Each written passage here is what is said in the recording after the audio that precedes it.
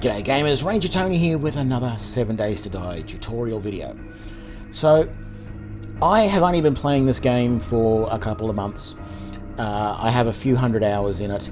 I am definitely not, someone who's been playing for years. This game has been out since 2014 or something like that. 2013, somewhere around there.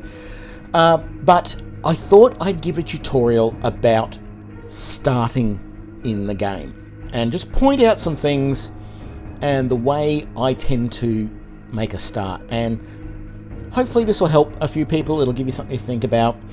So let's dive on in. I do not know where I'm going to end up with this. I have not I've not actually started this game, so this name before, so who knows where we're going to end up.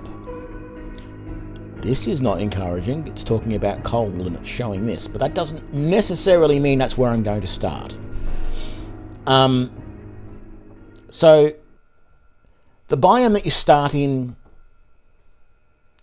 yeah, some biomes are definitely harder than others. The easiest biome, of course, is the forest biome, or whatever you want to call it, the nice greenery around you. The hardest biome, in my opinion, is the snow biome. So you're given a couple of little notes there, which you probably should read, but I never really do. So we're in the desert by the looks of it. Yes, we are definitely in the desert biome. The first thing to probably, I'll pause here, the first thing to probably note is that the biomes, at least in the default map, the nav, whatever it is, I can't pronounce it, you have desert at the bottom, there is a thin band of burnt forest, then you have the green forest, and then you have the cold biome. There is sort of two different desert biomes. There's more of a rocky one and a sandy one sort of thing. But that's generally the progression. So if you're in the cold biome, for example, and you want to get out of it, head south. If you're in one of the deserts and something like that, and you want to go to somewhere more hospitable, head north. That's all I'm going to say on that. Now, first of all, when you start in a relatively safe area, but it doesn't stay that way for long. So don't just sit here and admire the scenery. Actually start doing these quests as quickly as you can. Because if you wait around long enough, zombies will spawn and they will come after you. So, yeah. So we need to do you do the quests or not? I say do the quests because they do give you a good little start to a degree, and go from there. Now, in any of these biomes, if you see any of these twiggy trees, punch those at the start as well, because you get some wood out of those.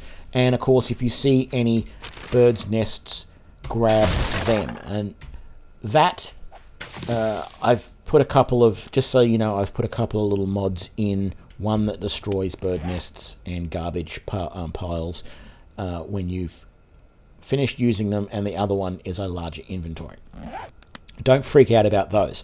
But the first thing you need to do is gather enough fibre to make a bedroll. But while you're doing that, keep an eye out for sticks, stones, and birds' nests, because you're going to need those as well. And what we're not finding here is a lot of stone. And unfortunately, all this stuff on the road that looks like it's good stone isn't. So you're better off going over here amongst off the side of the road looking for stones. And eventually we could chop that apart, but not with our bare hands. We can't. So we have enough fibre to craft a bedroll. So let's do that. And we will craft it. I actually tend not to click the key. I tend to use the hotkeys for most of this sort of stuff.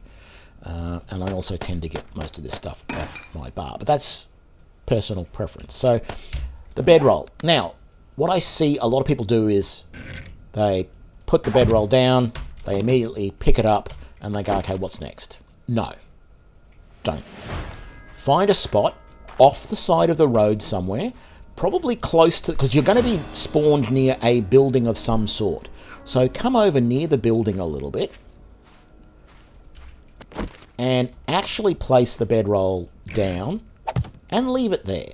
Because if you now get killed in the next couple of hours of you playing this game, before you find a space that you want to set up as your proper home base, you're just going to reappear anywhere.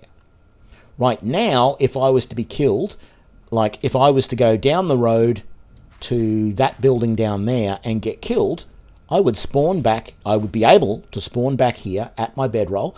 And I remember that I started going down that way. So I'll just trot back on down there and continue what I was doing. Right? So that's why I recommend putting that bedroll down and leaving it down rather than picking it back up again and using it again later. Fiber is so easy to get your hand on in this game because, you know, each one of these trees that you hit gives you at least 2 fiber. And often when you're chopping down trees, you'll get more as well. So we've now got the stone that we need to make the axe. So let's do that. Probably the most useful tool in the game, full stop. I refuse to use the fireman's axe or similar things to chop down trees because you use too much stamina. Early game, if you don't have a pickaxe, you can use this to dig through stone if you're digging down into the ground. If you're going to go through dirt, you're better off building the stone shovel. But we need some more fiber here. I'm picking up stones when I see them as well, and a little bit of wood. You're always going to need wood, but don't go overboard because you don't want to hang around here too often unless you decide that, oh, this is actually a great place, because you know what, this actually is a pretty good spot because you've got water down there. You've got a city over there that you could be looting, but you've got a couple of buildings in the immediate vicinity.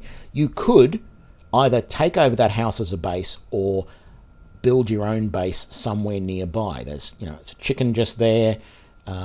This isn't a bad place to start. I always look for water. That's one of the most important things in the game. All right? So, where was I?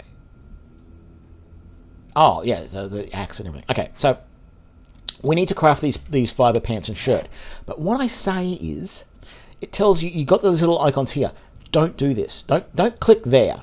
What you want to do is you want to go over to the clothing tab, and then you want to do plant fiber gloves, craft, plant fiber. Now, hat or hood is your choice.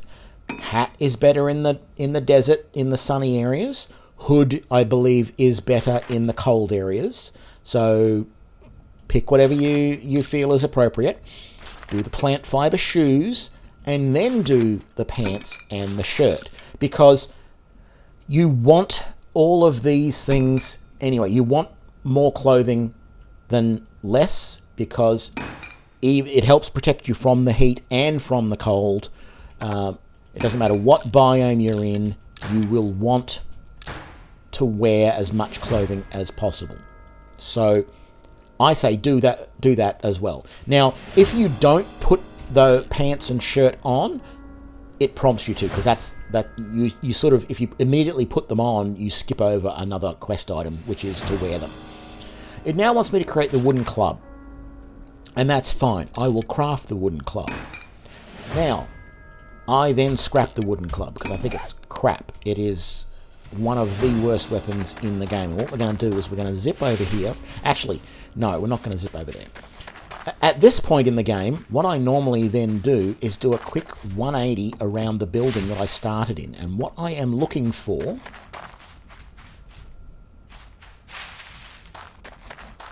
this building doesn't have. A lot of buildings will have cinder blocks, better bricks, whatever you want to call them, concrete blocks. See this rubble here from this? You could do this just as well. Find a cinder block or a bit of this and break it down and get all the stone out of it. All right? That will serve you well, because what you want to do now is this wants you to craft a primitive bow and arrow, and by this point, if you've been following along, you should have enough wood, enough fiber, enough stone, and some feathers to be able to do this. But again, I don't quite follow the script 100%. I go into ammo and weapons and I create a stone spear first. Because to me, this is the best melee weapon in the game, and you can throw it as well.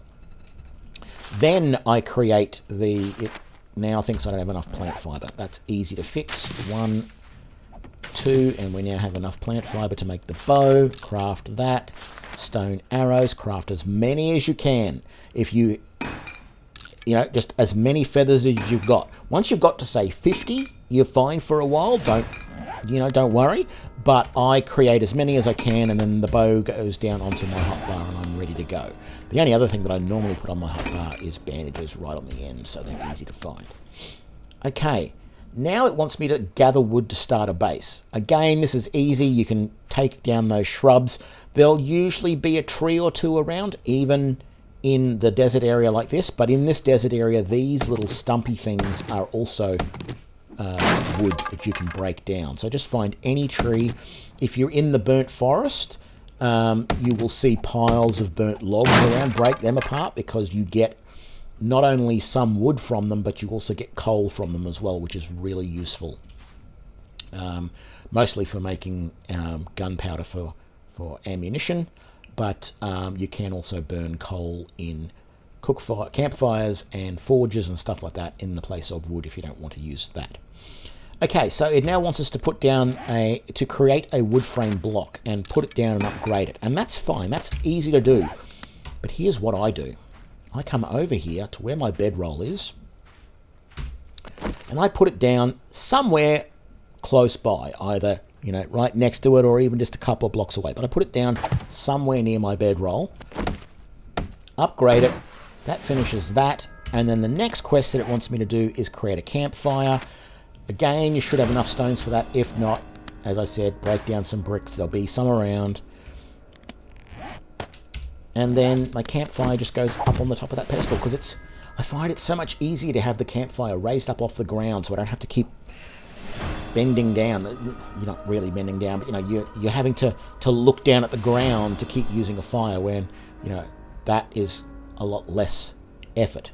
And so that is done. That's all of the main quests that you have to do. Now here it says go and find the trader. Now that trader is only 200 meters in that direction. It is not very far at all. So in this case, I would probably head to that trader just to get that thing off that mission off my bar. But if you don't want to, don't. You can leave it days, weeks, months before you go and see that trader. You don't have to do that mission anytime soon. Now is a really good time to clear out this house. There will be 1 or 2 zombies in that house, right? There's also liable to be some pitfall traps that'll drop you through the floor and things like that. And there'll be a little bit of loot. There won't be anything super special, but there'll be a little bit. I'm not going to go much more into that. What I am going to go into is the fact that you now have some skill points. So here's how I recommend using those. So there are a lot of areas that you can level up in. So you've got your perception. A lot of people if you want to be a sniper with a sniper rifle, take Deadeye. Javelin Master is good with your javelin, because as I said, you can stab with the javelin, but if you right click and hold, you can also throw. And that works really well. What I tend to do with the zombies is jab, jab, jab until the zombie falls down, and then I throw at them while they're down. And often that will kill them. You can just throw a couple of times, but it uses stamina to do the throw. So a couple of throws will normally kill most zombies, and sometimes even one throw will kill some zombies, depending on the spear. Once you get the iron spear or the steel spear, that will take down some zombies with one hit if you throw it. But the big advantage of the spear is it works from quite a distance, whereas, I can't hit that plant from here with... Okay, let's move forward a little bit. Yeah. Okay, so that didn't hit with the axe. Oops. Well, take it from me, the axe is probably not a good example, but as far as melee weapons go, this has the best reach of any of the weapons in the game. And it is fairly quick as well. It doesn't do as much damage as, say, the sledgehammer or the fireman's axe, but damage over time, it is better than those other weapons. Now, we were talking skills. So, yeah, if you want to level up your skills with javelins, you do that. Lockpicking is a good one to take. I used to take Animal Tracker a lot. I don't take it as much anymore, but it is useful. Initially, it will only show you where rabbits, snakes, and chickens are, but as you go up on levels, you may find deer, boars, bears, coyotes, wolves, all of that sort of stuff. Out of these ones, the ones that you probably want to consider taking fairly early on are Lucky Looter and Salvage Operations. Just throw a single point into those at some point, just to give you a better chance to find good loot, and when you break down things that you don't want to use, you get a bit more resources. But don't take them straight up. I'm going to show you the ones that I take straight up. Strength perks. Pack Mule is a nice one to take. It increases how much you can carry, but the first point that you're going to use is in Master Chef. Now, if you don't use this, you're really limited on what you can do as far as cooking food.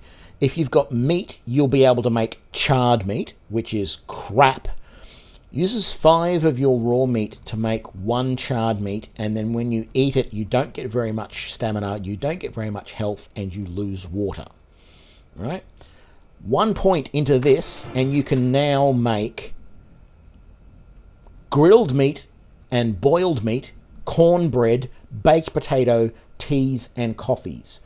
They are all really useful, but there's one there that I didn't mention, and that's bacon and eggs, right? Do not use your eggs for anything but making bacon and eggs. You can boil an egg and make boiled eggs, and it only gives you 5 stamina and I think 2 health. Bacon and eggs, which takes 2 eggs and 4 or 5 meat, which sounds a lot, but you've got grilled meat and boiled meat, which both take 5 meat to make as well. Grilled and boiled meat will give you 15 stamina and 10 health, something like that. Bacon and eggs, 36 stamina and 15 health. It is great. There is still a small chance for you to get food poisoning from eating any of the stuff that you cook, and I sort of have an issue with that, but not quite. But I'll show you how to get around that problem as well. So bacon and eggs, definitely don't use your eggs for anything but bacon. Collect all the eggs, don't throw them away. And then when you make water, so you can take murky water from the river in glass jars, you can boil that and you can make water. Don't just drink that, because you can get dysentery from that still, which doesn't make sense, but you can. Instead, gather up chrysanthemum and you can make the red tea, which has no chance of giving you dysentery and gives you a minor buff to your stamina. Or you can make the goldenrod tea, which actually cures dysentery, but you can just drink it normally if you want to anyway. And then, of course, you can make coffee as well, which gives you a stamina boost too. So put 1 point into Master Chef, very first thing you do. The fortitude skills. Brawler and machine gunner, later on maybe. Heavy armor later on. Huntsman is actually reasonably good. That gives you the ability to harvest more when you're harvesting prey that you've killed. So you get more meat and things off of animals. So that's quite good. But the ones that you really want are the recovery perks. And I recommend taking Iron Gut straight away. Iron Gut reduces the chance of you getting dysentery and food poisoning. Right? It doesn't reduce it by a lot. It reduces it by 1%, and it also cuts down on the amount of food and water that you use over time, and you can hold your breath for a little bit longer, blah, blah, blah, blah, blah. And buffs from consumables last longer. So it's definitely a really good thing straight on, because at the start of the game, the most important thing is food, water, and a decent weapon, a gun of some sort, right? You can spend all of your time building the best base in the world, and then you will basically die because you'll get dysentery from eating something, or you'll get food poisoning, and your stamina will go right down. You'll get surprised by a zombie, and it'll one-hit you, stagger you, and you won't be able to recover, and then you'll die. Iron Gut will reduce the chance of dysentery, and it seems like it only reduces it by 1 point, but it seems to reduce it by a lot more than that. Well, actually, to put it the other way, it seems like you get food poisoning and dysentery way more often than you should. You know, from food that you make, it's generally a 4% chance, which means that you should only get sick once every 25 items that you eat, but it seems to happen more often than that. Now, it's random, I know, but it seems to me, as a developer, that maybe it's not implemented 100% as they say it is, and maybe that even though it says it's 4% chance, maybe it's a bit higher. I don't know. But take 1 point of Iron Guts, and it seems to help a lot. I then also take Cardio. This gives you better regen for your stamina. It makes you better at running, basically, and getting away from the zombies. Where else can you put stuff? Well, I normally go for either archery, hidden strike, or from the shadows, something like that. The other area you're going to want to get into as soon as possible, though, is advanced engineering, because this gives you access to the forge, which then allows you to start crafting bigger and better items. In fact, if you take a point in this now, and then for the next few levels, all you do is pump points into intellect, so that you can keep building up at least to electrician in your advanced engineering, you'll have a really good start at being able to build anything that you want in the game.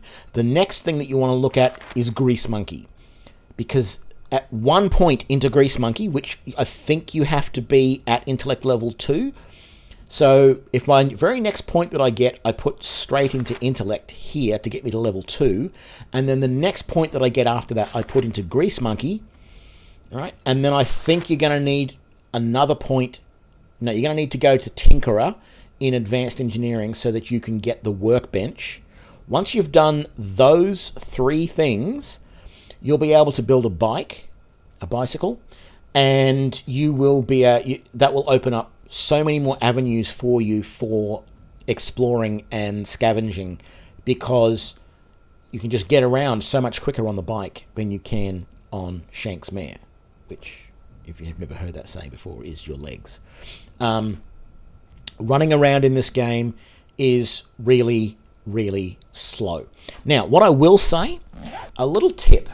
So let's say this is my base, and it is 6 o'clock in the morning, and I've decided I'm going to go out and scavenge. And I'm going to go in this direction and find something to scavenge. Walk, don't run. Walk, keep an eye on the time in the timer at the top of the HUD. And when you get to where you're going, look at how long it took you of in-game time to get there. And if it took you an hour of in-game time, then you know that you want to be leaving wherever you are at least an hour before you get back, and I would double the time, because you're probably going to be overloaded with stuff, so you're going to be encumbered. So even if you run back, you're not going to be able to run as fast because you're going to be encumbered. But you want to get back home before 2200, 10 p.m.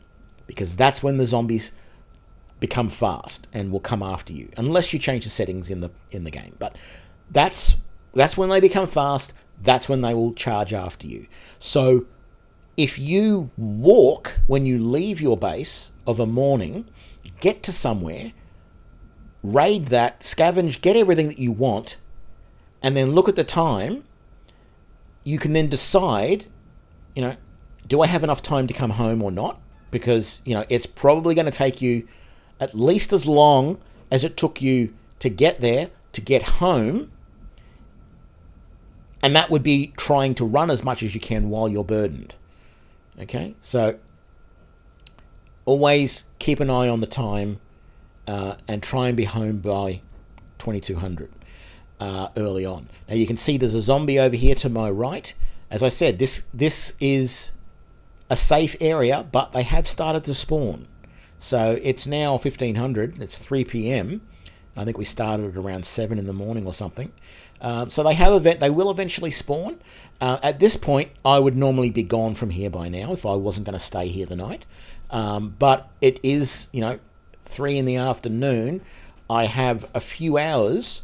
I have 7 hours, 6.5. But if I want to try and find somewhere else to spend the night, and remember, it may take me a little while to clear that other place out and then to secure it by, smashing out windows and boarding them up, all of that type of stuff. So always keep an eye on the time. The biggest thing that's a warning for you is once you start hearing crickets, you got an hour before the zombies come. Or is it? No, you got a few hours. 1900, so 7 p.m. is when the crickets come out. That's just before the sun starts to go down, and that's when you really want to start making a move for wherever you're going to go. So anyway, that is how I get started in 7 Days to Die. I hope you found this information informative and useful. If you did, please give me a like and share this with your friends. Make sure you subscribe to keep up to date with all the latest videos, and I will see you for the next one. Thanks a lot. Bye.